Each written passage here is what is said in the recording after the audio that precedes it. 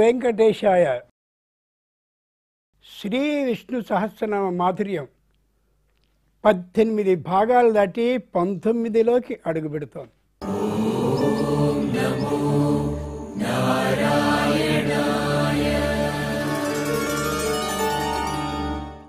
ముందుగా ఈ పిల్లలందరినీ అభినందిస్తూ వాళ్ళ తల్లిదండ్రులకి నేను నమస్కారాన్ని చేస్తున్నాను. పోటీ పరీక్షల యుగంలో అబో మా పిల్లలు అది చదువుకోవాలి ఇది చదువుకోవాలి ఖాళీ లేవు అనకుండా ఏ తల్లిదండ్రులైతే వాళ్ళని ఈ విధంగా పంపించారో వాళ్ళందరికీ ప్రత్యేకమైనటువంటి ధన్యవాదాలు. మీరెవ్వరూ ఏం కంగారు పడకండి, మంచి ఉత్సాహంగా చదువుదాం. ముందు నాటికి విష్ణు సహస్రనామ మాధుర్యం లోకంలోకి అందరికీ ప్రవేశించాలంటే మీరే దానికి ఆధారం. పెద్ద చెట్టుంటే చెట్టు ఎలా అయితే వేళ్ళని అలా భూమిలోకి పంపించి మొత్తం ఆ ఉండే భూమిని అంతటినీ కూడా ఆక్రమించి గట్టిగా చెట్టుని నిలబడేలా చేస్తుందో అలా మీరందరూ సిద్ధంగా ఉన్నారు. చాలా ఆనందంగా ఉంది. ముందు ఉత్సాహం కోసం ఒకసారి గోవిందా గోవిందా అది అంతే ఉత్సాహంగా చేయండి. మీరేం తప్పులు చదవరు నాకు తెలుసు, అంచేత ధైర్యంగా చదువుతాం. మనం 18వ భాగం అయి 19లోకి వస్తున్నాం. 18 ఎంతో ఎంతో గొప్పదైనటువంటి సంఖ్య. శ్రీమద్ రామాయణంలో మొదటిదైన బాలకాండలో 18వ సర్గ రామచంద్రుడు పుట్టడం. అదే శ్రీమద్ రామాయణంలో 2వ కాండ అయోధ్యాకాండ, దాంట్లో కైకమ్మ వరాలను అడగడం. అదే శ్రీమద్ రామాయణంలో 3వదైన ఆరణ్యకాండలో సీత అపహరణం. అదే శ్రీమద్ రామాయణంలో 4వదైనటువంటి కిష్కింధాకాండలో వాలి వధ. 5వదైనటువంటి సుందరకాండలో రావణుడు సీత ఇద్దరు ఉన్నటువంటి సందర్భంలో ఆంజనేయుడు చూడడం. 6వదైన యుద్ధకాండలో ఏ రావణాసురుడు ఉన్నాడో ఆ రావణాసురుని వధించడం కోసం విభీషణుడు శరణు కోరడం రామచంద్రమూర్తిని. 7వదైనటువంటి కాండలో వేదవతి వృత్తాంతం. ఇలా మొత్తం 18 పరుచుకుని కనిపిస్తుంది. అంతేకాదు భారతంలో కూడా 18 మాత్రమే పర్వాలు కనిపిస్తాయి. మహానుభావులైనటువంటి యోధులు 18 యుద్ధం జరిగిన రోజులు 18. అక్షౌహిణులు అంటారు, అవి కూడా అంటే సేన ఇంత అని ఉంటుంది లెక్క, అవి కూడా 18 అక్షౌహిణులే. భగవద్గీత, ఆ భగవద్గీతకున్న అధ్యాయాలు కూడా 18. అవో ఇలా చెప్పుకుంటూ ఉంటే ఎంతో ఉంటుంది. అటువంటి 18వ భాగాన్ని సంపూర్ణమైనటువంటి విజయగర్వంతో సాధించిన మనం 19లోకి వెడుతున్నాం. ఏ భయము లేకుండా ఉత్సాహంగా 31 నుండి 40 వరకు చదివి ఈ పిల్లల్లా మా పిల్లల్ని కూడా పంపించాలనే స్ఫూర్తిని ప్రేక్షకులైనటువంటి అందరికీ కలిగించి అందరూ కూడా తమ పిల్లల్ని ఇలా నేర్పేలా చేద్దాం. అంచేత మీరెవరు ప్రత్యక్షంగా కనిపిస్తూ పరోక్షంగా ఆ తల్లిదండ్రులందరినీ కూడా ప్రోత్సహిస్తూ పిల్లల్ని రప్పించేటటువంటి వారు అన్నమాట. ఒక్కసారి ప్రారంభిద్దాం, అలాగే ఒక్కసారి ముగిద్దాం. ఒకళ్ళు ముందు ఒకళ్ళు వెనుక లేకుండా చేద్దాం. మళ్ళీ ఇంకొకసారి ఉత్సాహం కోసం గోవిందా గోవిందా 31 నుంచి 40 వరకు ప్రారంభించండి. అమృతాంశుద్భవో భానుః సురేశ్వరః ఔషధం జగతః సేతుః సత్యధర్మ పరాక్రమః భూత భవ్య భవన్నాథః పవనః పావనో నలః కామః కామకృత్కాంతః కామః కామప్రదః ప్రభుః యుగాదికృద్యుగావర్తో నైకమాయో మహాశనః అదృశ్యో వ్యక్తరూపస్య సహస్రజిదనందజిత్ ఇష్టో విశిష్టః శిష్టేష్టః శిఖండీ నహుషో వృషః క్రోధః క్రోధకృత్కర్తా విశ్వబాహుర్మహీధరః అచ్యుత ప్రతిత ప్రాణ ప్రాణదో వాసవానుజః అపానిధిరనిష్టానం అప్రమర్త ప్రతిష్ఠితః స్కంద స్కందధరో దుర్యో వరదో వాయువాహనః వాసుదేవో బృహద్భానుర్ ఆదిదేవః పురందరః అశోకస్తారణస్తారః శూరః శౌరిర్జనేశ్వరః అనుకూలః శతావర్త పద్మీ పద్మనిభేక్షణః पद्मनाभोरविन्दाक्षः पद्मगर्भः शरीरभृत् महर्दिवृद्धो वृद्धात्मा महाक्षो गरुडध्वजः अतुलः शरभो भीमः समयज्ञो हविर्हरिः सर्वलक्षणलक्षण्यो लक्ष्मीवान् समितिञ्जयः विक्षरो रोहितो मार्गो हेतुर्दामोदरः सहः महीधरो महाभागो వేగవానమితాశనః. మీకు విష్ణు సహస్రనామాన్ని చెప్పినటువంటి గురువులు చాలా చక్కగా చెప్పారు. ఒక్క అక్షరం కూడా తప్పు లేకుండా చదవగలిగారు. ఓ చిన్న మాట ఏంటంటే, సంస్కృతంలో అరుకారం అంటారే, వట్రుసుడి అంటారు మామూలుగా. అదృశ్యో అనకుండా అదృశ్యో, అరుకారాన్ని తేల్చి పలకాలి. అలా చేద్దాం. ఇప్పుడు మనందరం చదివేది విష్ణు సహస్రనామం కదా. మొట్టమొదటి నామం ఏమిటి?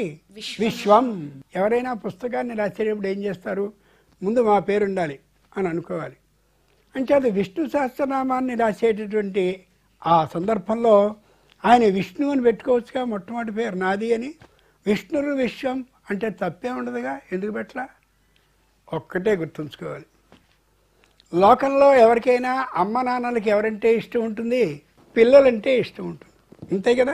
అంచేత ఏ విష్ణు ఉన్నాడో ఆయన ఏ ప్రపంచాన్ని అయితే తాను సృష్టించాడో ఆ సృష్టించినటువంటి ఈ ప్రపంచం ఆయనకి సంతానం లాంటిది కాబట్టి మొట్టమొదట విశ్వం అని పెట్టారు. ఎంత గొప్ప మాట. మీ తల్లిదండ్రులు ఇల్లు కట్టారనుకోండి, ఆ ఇంటికి వాళ్ళ పేరు పెట్టుకోరు, మీ పేర్లు పెడతారు. ఎందుకని? మేం కన్నాం అని. అందుకనే విష్ణువు తాను కన్నటువంటి ఏ ప్రపంచం అయితే ఉందో, తాను రక్షించే ఏ ప్రపంచం ఉంటోందో, అందుకని ఆయన విశ్వం అని పేరు పెట్టాడు. ఎంత ఆశ్చర్యం నిజంగా. తరువాతి నామం విష్ణు అని. వేవేష్టి వ్యాప్నోతీతి విష్ణు, అన్నిటిలోనూ వ్యాపించి ఉంటాడు ఆయన. పృథివీ దాంట్లో ఉంటాడు, అపు నీటిలో ఉంటాడు, తేజ తేజస్సులో ఉంటాడు, వాయువు వాయువులో ఉంటాడు, పైనుండే ఆకాశం దాంట్లో ఉంటాడు. ఎక్కడైనా సరే పిల్లల్ని రక్షించాలి తల్లిదండ్రులు అనుకున్నప్పుడు ఏం చేస్తారు? దృష్టి మొత్తం వాళ్ళ మీదే పెట్టుకుంటారు. మిమ్మల్ని కూడా ఆట స్థలానికి పంపించేదారు. మీ అమ్మా నాన్న ఏదో చూసుకుంటూ కూర్చోరు, మిమ్మల్నే చూస్తూ కూర్చుంటారు. కళ్ళన్నీ వాళ్ళ మీదే ఉంటాయి, అవునా కాదా? అలాగే విష్ణువు తాను ప్రపంచాన్ని సృష్టించాక ఈ ప్రపంచంలో ఏమేమి ఉన్నాయో అన్నిటిలో అలా కళ్ళు పెట్టుకుని చూస్తూ ఉంటాడు, అన్నిటిలోనూ చేరి ఉంటాడు. ఎక్కడైనా ఏదైనా ఆపద కలుగుతుందేమో అని అనుక్షణం పరిశీలిస్తూ పరామర్శిస్తూ అలా ఉంటాడు. అది విష్ణు. మూడవది వషట్కార, యజ్ఞస్వరూపంగా ఉంటాడు అని అర్థం. ఈ చెవి ఉంది, చెవి లోపల ఇలా కన్నం ఉంది కదా. మీరు ఒకసారి యజ్ఞకుండాన్ని చూడండి. యజ్ఞగుండం అనకూడదు, యజ్ఞకుండం. ఆ యజ్ఞకుండం ఇలా 4 భాగాలుగా కనిపిస్తూ చతురస్ర ఆకారంగా ఉంటుంది. ఇదిగో ఈ చెవి. యజ్ఞకుండంలో ఏం వేస్తారు? ఎండిపోయినటువంటి సమిధల్ని వేస్తారు కదా. ఆ సమిధలు ఏమిటంటే అక్కడ ఉండేటటువంటి పురోహితులందరూ చదివేటటువంటి మంత్రాలు. యజ్ఞకుండంలో వేయబడ్డ సమిధలకి ఏం పోస్తారు? ఆవునేతిని వేస్తారు. ఆ ఉండేటటువంటి ఏ మంత్రాలున్నాయో ఆ మంత్రాలకి చక్కనైనటువంటి స్వరం ఉంటుంది. ఉదాత్త, అనుదాత్త, స్వరిత అని భేదాలుండే స్వరం ఉంటుంది. స్వరం లేకపోతే అది మంత్రం కాదు, అక్షరాలే అవుతాయి. అదిగో అది స్పష్టంగా మనకి కనిపిస్తూ ఉంటుంది ఈ చెవిలో. కాబట్టి ఆ సమితలకి వేయబడేటటువంటి నెయ్యి, ఆవు నెయ్యి ఏదైతే ఉందో అది స్వరం, అక్కడ అమోఘంగా ప్రజ్వరిల్లుతూ ఉంటుంది. అంచేత మనం ఎక్కడికైనా వెళ్ళేటటువంటి సందర్భంలో మనం ఆ విష్ణు సహస్రనామాన్ని వింటూ ఉన్నాం అనుకోండి, యజ్ఞాన్ని చేస్తున్నటువంటి వాళ్ళతో సమానం. ఎంత గొప్పగా ఉంది. ఇలా ప్రతి నామానికి బ్రహ్మాండమైన అర్థాలు అలా ఉంటూ ఉంటూ ఉంటాయి. మనం దాన్ని దృష్టిలో పెట్టుకొని చదువుకున్నట్లయితే అప్పుడు మనకి అబ్బో ఎంత గొప్ప గ్రంథాన్ని మనం నేర్చుకున్నాం, ఎంత గొప్ప గ్రంథాన్ని మనం చదువుకుని ఉన్నాం, చాలా మంచి పని చేశాం అనే ఆలోచన కలుగుతుంది. అంతే కదా. అది ఇప్పుడు 41వ శ్లోకం నుండి 50వ శ్లోకం వరకు చదువుదాం. ప్రారంభించండి. ఉద్భవక్షోభనో దేవ శ్రీగర్భ పరమేశ్వరః కరణం కారణం కర్తా వికర్తా గహనో గుహః వ్యవసాయో వ్యవస్థానః సంస్థానస్థానదో ధ్రువః పరర్ధిః పరమస్పష్ట తుష్ట పుష్ట సుభేక్షణః రామో విరామో విరజో మార్గో నేయో నయో నయః వీరశక్తిమతాం శ్రేష్ఠో ధర్మో ధర్మవిదుత్తమః వైకుంఠః పురుష ప్రాణ ప్రాణద ప్రణవ పృథుః హిరణ్యగర్భః శత్రుఘ్నో వ్యాప్తో వాయురధోక్షజః ఋతుః సుదర్శనః కాలః పరమేష్ఠీ పరిగ్రహः ఉగ్రः సంవత్సరో దక్షో విశ్రామో విశ్వదక్షిణः విస్తారస్తావరస్తాను ప్రమాణం బీజమవ్యయం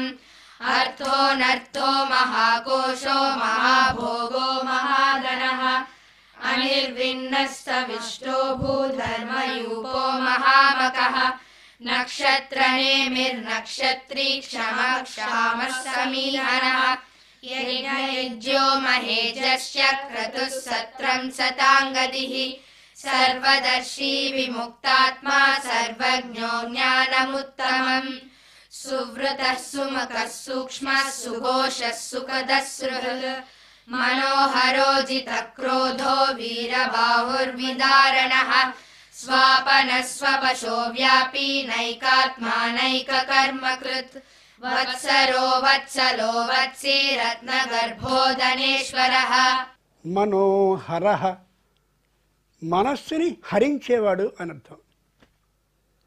ఏ శ్రీకృష్ణుడాడో ఆయన గోపికలందరూ ఉన్నారు. ఆ ఉన్నటువంటి గోపికలందరి యొక్క మనఃహరః మనసుని హరించాడు.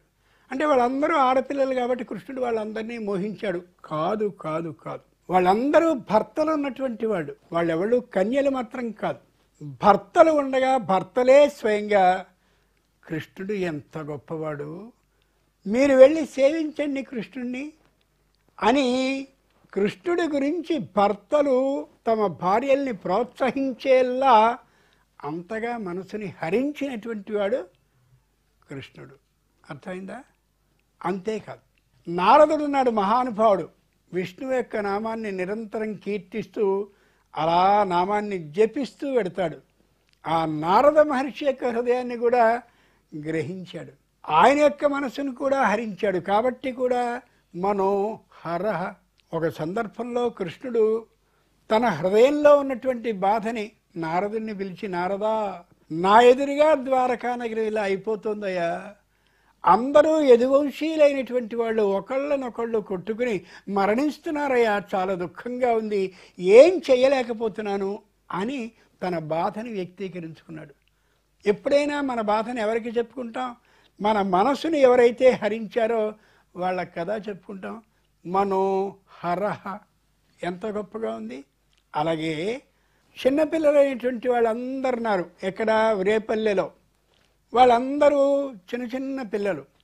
ఎప్పుడైతే ఈ కృష్ణుడు వెళ్ళి పోతనని వధించేశాడో వాళ్ళు దూరం జరిగిపోయారు. బాబోయ్, వీడు పెద్ద మహారాక్షసుని చంపేశాడు, మేమేదో పాలు పెరుగు అమ్మేటటువంటి వాళ్ళ పిల్లలం, బాబోయ్ వీడితో చేరకూడదని వాళ్ళందరూ వెళ్ళిపోతూ ఉంటే మనోహరః, రే ఇలా రండి, ఏం చేద్దాం, మీరందరూ చుట్టూరా నిలబడండి, మీ భుజాల మీద నేను ఎక్కుతాను, ఆ పైన ఉంది కదా ఉట్టి, ఆ ఉట్టిగా చిల్లు పెడతాను, దాంట్లోంచి పాలు పెరుగు కారుతాయి, అందరం తాగుదాం అని మనోహరః.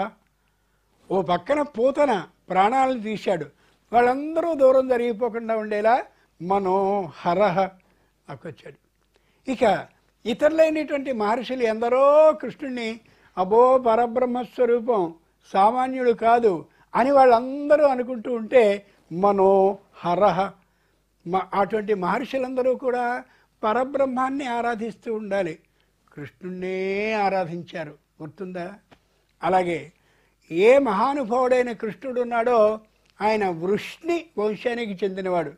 అంచేత తన బంధువులైన వాళ్ళందరూ ఉన్నారో వాళ్ళందరూ కూడా ఇంకొకరిని సేవించడం కాకుండా వాళ్ళందరినీ కూడా పిలుచుకుని సంబంధులై వృష్ణులు మొత్తం వాళ్ళందరి యొక్క మనసుని హరించేశాడు. అంచేత వాళ్ళు కూడా వస్తూ ఉండేవారు.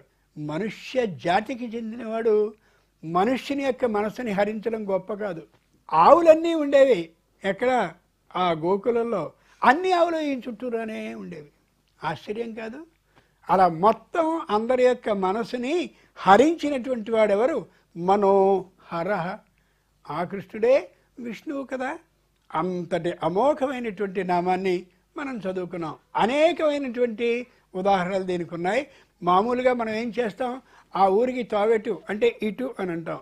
అలాగే వెడితే వస్తుందా? కుడివైపుకి, ఎడం వైపుకి, ఎత్తు, పల్లం ఏవోవో దిగాలిగా. అలాగే మనోహరహ అనే మాటకి ఇంత అర్థం ఉంది. కాబట్టి ఇలాంటి ఆలోచనతో జాగ్రత్తగా చదువుకుంటూ వెళ్ళాలి అని అర్థం. అంతటి గొప్ప గ్రంథాన్ని, శ్రీ విష్ణు సహస్రనామాన్ని మనం చదువుతూ ఆ మాధుర్యాన్ని ప్రేక్షకులైనటువంటి అందరికీ కూడా తెలియచేస్తున్నాం. నేను నిజంగా చిన్నపిల్లైనటువంటి మీకు అర్థం అవుతుందో కాదో అని అనుకున్నాను, కానీ ముఖాలలో మంచి ప్రకాశం కనిపిస్తోంది కాబట్టి మీ అందరికీ తెలుస్తోందని నాకు స్పష్టంగా అర్థమవుతోంది. అంత గొప్ప పిల్లలు మీరు, సామాన్యులు మాత్రం కాదు. ఇప్పుడు ఒక్కసారి 31 నుంచి 50 వరకు చదువుదాం. ప్రారంభించండి.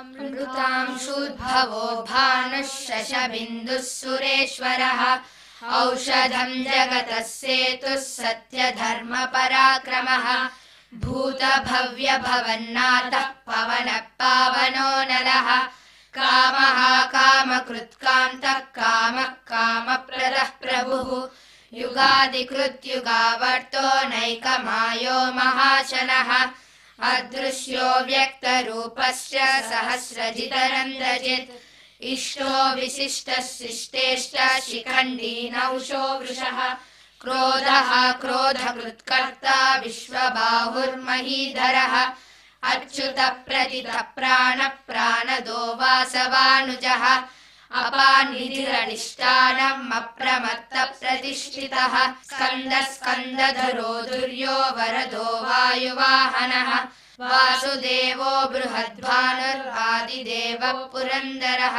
అశోకస్తారణస్తారः శూరः సౌరిర్జనేశ్వరः అనుకూలः శతావర్త పద్మీ పద్మనిభేక్షణः పద్మనాభోరవిందాక్ష పద్మగర్భः శరీరభృత్ మహర్దిరుద్ధో వృద్ధాత్మా మహాక్షో గరుడధ్వజः అతులः శరభో భీమः సమయజ్ఞో హవిర్హరిః సర్వలక్షణలక్షణ్యో లక్ష్మీవాన్ సమితింజయः విక్షరో రోహితో మార్గో హేతుర్దామోదరः సహः మహీధరో మహాభాగో వేగవానమితాశనः ఉద్భవక్షోభణో దేవ శ్రీగర్భः పరమేశ్వరः కరణం కారణం కర్తా వికర్తా గహనో గుహः వ్యవసాయో వ్యవస్థానः సంస్థానస్థానదో ధ్రువः పరద్రిః పరమస్పష్టः స్తుష్టः పుష్టశుభేక్షణः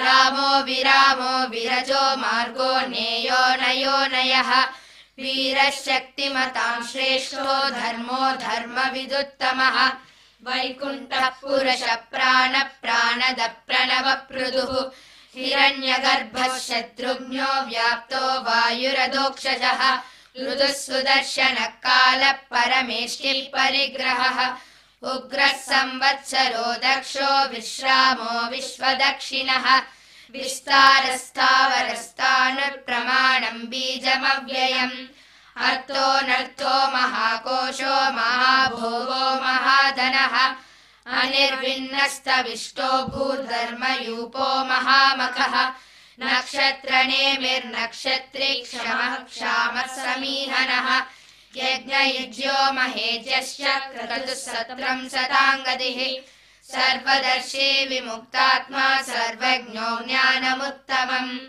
సువ్రతః సుముఖः సూక్ష్మः సుఘోషः సుఖదः సుహృద్ మనోహరో జితక్రోధో వీరబాహుర్విదారణः స్వాపనः స్వవశో వ్యాపీ నైకాత్మా నైకకర్మకృత్ వత్సరో వత్సలో వత్సీ రత్నగర్భో ధనేశ్వరः.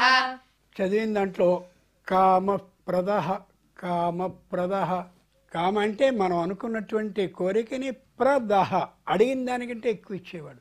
లోకంలో మనం ఎవరి దగ్గరికైనా వెళ్ళి ఇది నాకు కావాలి అన్నాం అనుకోండి, రేపిస్తా మాపిస్తా, వాడి వల్ల ప్రయోజనం లేదు. అడిగినంత వరకు మాత్రమే ఇస్తే అది గొప్పతనం కాదు. అర్థికామాదధిక ప్రదహ, అడిగిన దానికంటే ఎక్కువ ఇచ్చేవాడు ఎవరుంటారో ఆయన గొప్పవాడు. భగవంతుడు ఎట్లాంటి వాడు? కామప్రదహ, కామ కోరికని, ప్రదహ ఇష్టంగా ఎక్కువ స్థాయిలో ఇచ్చేటటువంటి వాడు. చాలా తెలివితేటలు కలిగినటువంటి వాడు శ్రీ మహావిష్ణువు. అంచేతనే ఆయన నామాల్లో ఒకటి మేధావి, మంచి తెలివితేటలు ఉన్నవాడు. శిశుపాలుడు కూర్చున్నాడు సభాభవనంలో, రాజసూయ యాగం చేస్తున్నాడు ధర్మరాజు. శిశుపాలుడు కూర్చున్నాడు.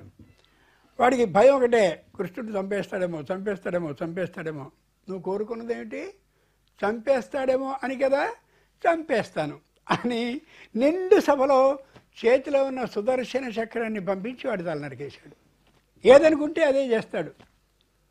దుర్యోధనుడు వచ్చాడు, అలాగే అర్జునుడు వచ్చాడు. అలా ఆయన నిద్రపోతున్నట్టు నటిస్తున్నాడు. నిజంగా నిద్రపోవటంలా. భగవంతుడు ఎప్పుడు నిద్రపోడు, అనిద్రహ, అసలు ఆయనకి నిద్ర ఉండదు. అలా ఉన్నప్పుడు దుర్యోధనుడు వచ్చి ముందు పాదాల దగ్గర కూర్చున్నాడు. ఏమిటి వీడి ముందు నేను పాదాల దగ్గర కూర్చోవడం ఏమిటి? సార్వభౌముణ్ణి, నిజంగా వాడికి రాజ్యం లేదు, అంగుళం భూమి కూడా వాడిది కాదు. పాదాల దగ్గర కూర్చుని ఏమిటి వీడి దగ్గర నేను పాదాల దగ్గర కూర్చునేది అని తల దగ్గర కూర్చున్నాడు. అర్జునుడు చాలా గొప్పవాడు, భక్తిపరుడు. కృష్ణుని పాదాలకి నమస్కరించి కళ్ళకద్దుకుని పాదాల దగ్గర కూర్చున్నాడు. కృష్ణుడు మహామేధావి కదా. అంచేత లేచి వెంటనే అర్జునుని చూసి, అర్జున ఎందుకు వచ్చావు? ఏం లేదు, నేను కురుక్షేత్ర యుద్ధానికి సైన్యాన్ని సమీకరించుకుంటున్నాను, పోగు చేసుకుంటున్నాను, నువ్వు నా పక్షాన ఉండవలసిందిగా ప్రార్థిస్తున్నాను. ఆ దుర్యోధనుడు భయపడుతూ ఉన్నాడు. ఏమని? అయ్య బాబోయ్, ఎక్కడ ఈ కృష్ణుణ్ణి నేను కావాలా, 10,000 మంది గోపజనం కావాలా, గోప సైన్యం కావాలా అంటే ఎక్కడ ఆ గోపజనాన్ని వాడు అడిగేస్తాడో అని భయపడుతూ కూర్చున్నాను. వాడు పిచ్చాడు కాబట్టి కృష్ణుణ్ణి అడిగాడు అని అనుకున్నాడు. తర్వాత దుర్యోధనుడిని చూసి నీకేం కావాలి? నేను కావాలా, 10,000 మంది సైన్యం కావాలా అని అడిగితే బాగా ఆలోచించాడు. 1 ఎక్కువ, 10,000 ఎక్కువ, 10,000 ఎక్కువ, కాబట్టి నాకు 10,000 మందిని ఇప్పించుని వద్దు అన్నాడు. ఆ 10,000 మంది ఎవరో తెలిసినా కృష్ణుణ్ణి ఆరాధించేటటువంటి వాళ్ళే. కృష్ణుణ్ణి ఆరాధించేటటువంటి 10,000 మందిని దుర్యోధనుడు తన పక్షంలో పెట్టుకుంటే తిండి దండుకు తప్ప ఏమైనా ఉందా వాడికి లాభం? అందుకనే ఓడిపోయాడు. ఎప్పుడూ భగవంతుడు బాగా ఆలోచిస్తాడు. కామప్రదహ, ఏ దుర్యోధనుడు 10,000 మంది గోప సైన్యం నాకు కావాలి అని అనుకున్నాడో ఆ 10,000 మందినే ఇచ్చాడు. ఓడిపోయిన తర్వాత నువ్వు నన్ను మోసం చేశావు. నేనేం మోసం చేయలే, నువ్వేగా అడిగావు, నువ్వు అడిగిందేగా నేను ఇచ్చా, తప్పే ఉంది అన్నాడు ఆయన. అంత తెలివితేటలు కలిగినటువంటి వాడు. కామప్రదహ, బ్రహ్మాండమైనటువంటి ఆ సభ జరుగుతూ ఉన్నటువంటి సందర్భంలో దుశ్శాసనుని పిలిచి ద్రౌపది వస్త్రాలని అపహరించు, తొలగించు అన్నాడు. అందరూ అలా చూస్తున్నారు, ఏ ఒక్కరూ మాట్లాడటం లేదు. ఆ సందర్భంలో ద్రౌపది పాండవుల ధర్మపత్ని కామప్రదహ, ధృతరాష్ట్రుని చంపేయి, దుర్యోధనుని తల తీసేయి, ఏమీ అడగల, నా అభిమానాన్ని రక్షించు అని అడిగింది. అంచేతనే వస్త్రాలని దుశ్శాసనుడు తొలగించేస్తూ ఉంటే ఆవిడ వస్త్రాలని మాత్రమే అడిగిందని ఆలోచించినటువంటి కృష్ణుడు కామప్రదహ, అదే కోరికని ఇచ్చాడు. ఇది ఎందుకు చెప్తున్నాను అంటే, మీరు రేపు పరీక్షలు రాయాలి, పెద్ద ఉద్యోగాలు సంపాదించాలి, తల్లిదండ్రులు మీకోసం రాత్రింబవళ్ళు శ్రమ పడుతున్నారు కాబట్టి వాళ్ళకి ఉత్సాహాన్ని కల్పించాలి. రేపు వాళ్ళు పెద్ద అయిన తర్వాత ఎక్కడో వృద్ధాశ్రమాల్లో దిక్కులేని చోట పడేయడం కంటే మీరు వాళ్ళని పోషించేలా ఉండాలి, అటువంటి బుద్ధిని ఇయ్యాలి అని మీరు కామప్రదహ, మేము బాగా చదువుకోవాలి, మంచి ఉద్యోగాలను సంపాదించాలి, మా తల్లిదండ్రుల్ని మా దగ్గరే ఉంచుకొని వాళ్ళు మమ్మల్ని ఎలా పిల్లలుగా చూశారో మేము వాళ్ళని అలాగే చిన్నపిల్లల్లా రక్షించుకోవాలి అని అనుకోవాలి. కామప్రద, అర్థమైందా? అటువంటి అనుకున్న కోరికలన్నింటినీ మీ కోరికలకి అనుగుణంగా ఇచ్చేవాడు ఎవరు? శ్రీ మహావిష్ణువు. అటువంటి విష్ణు సహస్రనామ మాధుర్యాన్ని మనం చెప్తున్నాం నలుగురికి. పెద్దలైనటువంటి వాళ్ళకి తెలిస్తే వాళ్ళకి గుర్తు చేస్తున్నాం మనం తప్ప కొత్తమేం చెప్తున్నట్టుగా కాదు. ఎంత గొప్ప నామం, కామప్రద. ఇటువంటి విశేషాలని తెలుసుకుంటూ ఉంటే విష్ణు సహస్రనామం లోకంలోకి వ్యాప్తం అవుతుంది. అబ్బో మాకు అర్థమైంది అని మీరు ఊరుకోవడం కాదు, మీ స్నేహితులు ఎవరైతే ఉంటారో వాళ్ళకు కూడా ఇంతింత అర్థం ఉందిరా మేము చదువుకున్న దాంట్లోనూ, మీరు కూడా తెలుసుకోండి, ఈసారి మీరు కూడా రండి అని మామూలుగా అన్నారనుకోండి, మీ ద్వారా ఏమవుతుంది? విష్ణు సహస్రనామం లోకంలోకి వ్యాప్తి అవుతుంది.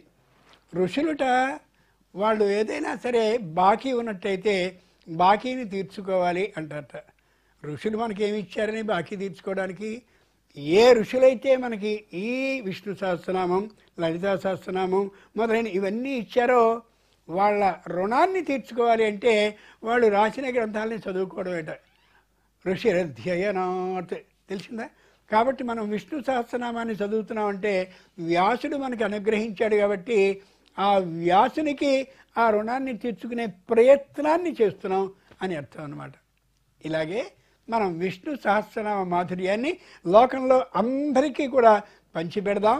మళ్ళీ 19వ భాగం అయ్యాక 20వ భాగంలోకి అడుగు పెడదాం. ఇదే విధమైనటువంటి శ్రద్ధ, భక్తి, ఆసక్తులతో మీరు చక్కగా చేయండి. ఏ విధమైనటువంటి ఇబ్బంది లేకుండా విష్ణు వ్యాప్తి అయి తీరుతుంది. ఓం నమో వెంకటేశాయ. ఓం నమో నారాయణాయ. గోవింద హరి గోవింద, గోవింద హరి గోవింద.